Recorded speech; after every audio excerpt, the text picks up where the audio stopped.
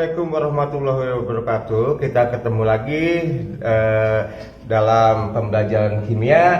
Hari ini saya akan mempelajari tentang kenaikan titik didih larutan. Berjumpa kembali dengan ChemoChem Channel, mencerdaskan tanpa menyentuh. Oke, kita bahas satu persatu di sini. Sifat koligatif larutan yang kedua adalah kenaikan titik didih larutan. Delta adalah kenaikan, TB titik didih, B-nya dari bahasa Inggris adalah boiling. Kita di sini punya dua buah bejana. Yang pertama diisi oleh air, yang kedua kita punya larutan.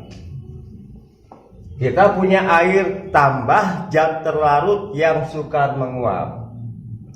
Antara dua bejana ini akan kita panaskan sampai mengalami pendidihan. Air sampai mendidih dan larutan juga sampai mendidih. Kita panaskan dari suhu kamar, yaitu sekitar 27 derajat Celcius. Mari kita lakukan. Ketika dilakukan pemanasan, maka suhu akan naik. Suhu akan naik, suhu akan naik, suhu akan naik. Ketika suhu naik, ada uap-uap air yang terbentuk. Ketika uap airnya terbentuk, akan menimbulkan tekanan uap. Jika tekanan uapnya sudah mencapai 1 atm, maka dipastikan air tersebut akan mendidih. Jadi di sini air akan mendidih pada tekanan uap air sebesar 1 atm atau 760 mm Hg.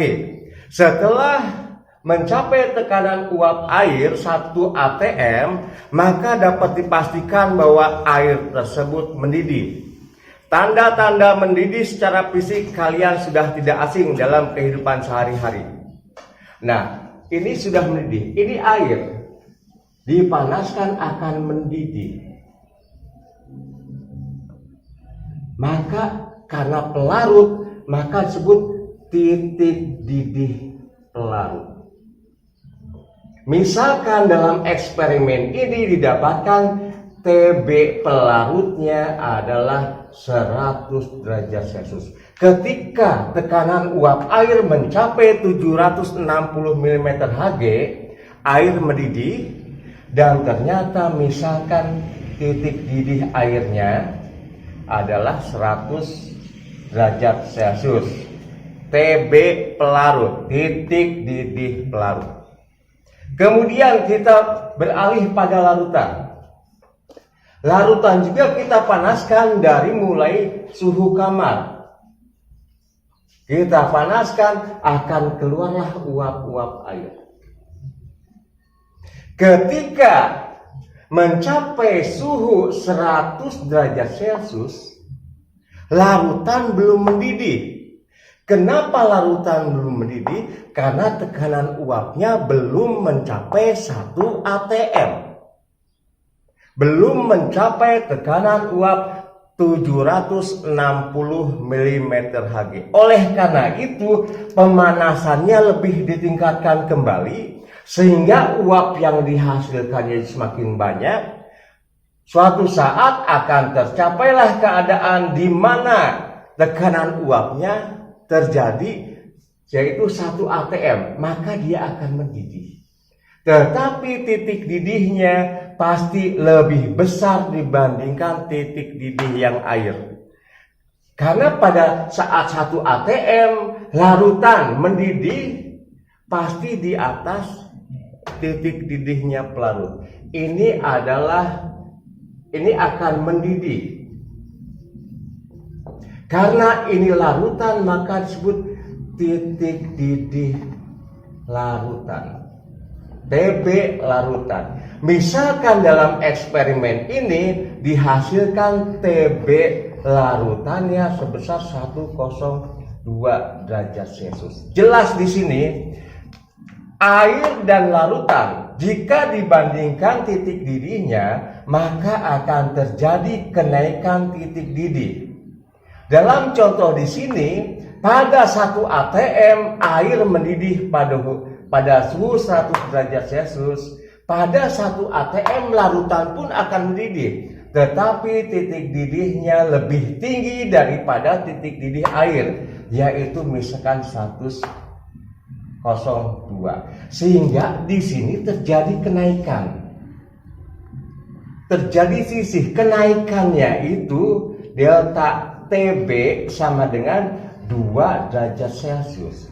2 itu didapatkan dari 102 dikurangi 100. 102 miliknya TB larutan, 100 miliknya TB pel. Oleh karena itu inilah rumusnya. Oleh Raoult, delta TB dirumuskan adalah M kali KB oleh Raoult, di mana M-nya adalah molalitas, KB-nya itu adalah tetapan titik didih molal, di mana M-nya itu adalah molalitas, yaitu massa dibagi dengan MR kali 1000 dibagi dengan massa pelarutan.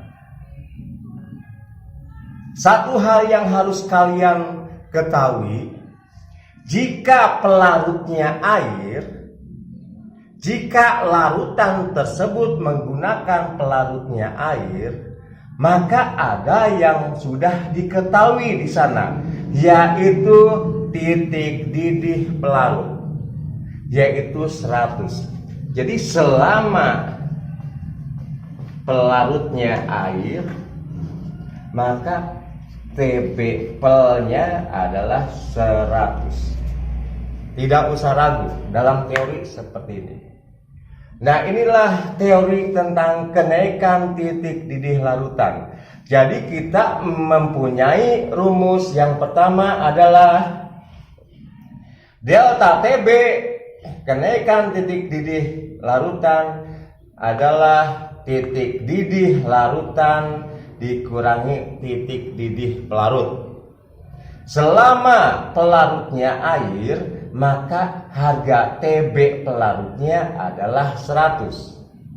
Kemudian delta TB dijabarkan kembali oleh Raoult sebesar ini. Delta TB adalah M kali KB, di mana M-nya adalah molalitas, KB-nya itulah tetapan titik didih molal. Coba kalian ulas kembali nanti urutan-urutan perumusannya, sehingga kalian bisa menjawab contoh-contoh soal nanti. Demikian untuk kenaikan titik didih larutan, nanti akan disusul dengan contoh-contoh soal. Assalamualaikum warahmatullahi wabarakatuh.